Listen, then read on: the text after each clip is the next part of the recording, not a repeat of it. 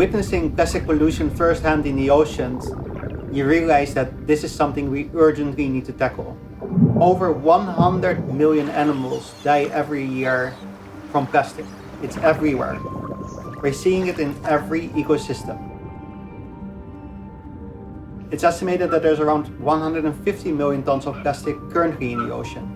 And the projections are that in just the next decade, the amount of plastic in the ocean will double. Plastic pollution is one of the fastest growing global environmental problems. It's also linked to the climate crisis. It emits climate gases in production, in the consumption phase, and also when it's degrading the environment. Plastic pollution is a global problem and we need global solutions. 80% of all the plastic in the ocean is land-based, and the majority of this plastic comes from uncollected household waste. So to tackle this issue, we need to focus on where the people are. By 2050, over 2/3 of the world population will live in urban centers. And that's really where it starts.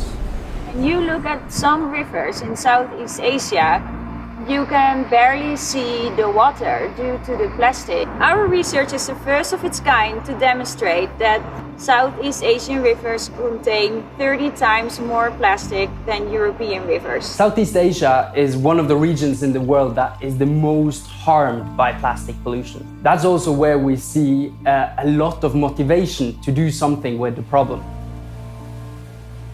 I am Mayor Jo Alcantara-Cruz of Donsol, Sorsogon. Because of our tourism industry, we are already contributing $500 million to the country's economy. One of the biggest challenges in our town is how to manage the garbage. Big chunk is from single-use plastic. I am envisioning Donsol to be a model community that embraces plastic smart cities. Our vision was simple, getting our home island of Bali plastic bag free. A couple years down the line, we realized, okay, as a grounds up people's movement, there's only so much you can do, and you also need to work from the top down, right? And that's when we started working with governments. Cities can be global champions for change, and they can push governments to agree on a global legally binding agreement to combat marine plastic pollution.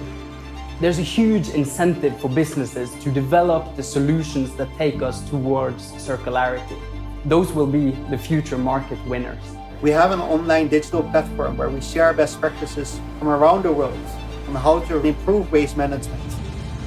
We're inviting city leaders, business leaders, and policymakers to join us and to commit to being no plastic in nature by 2030.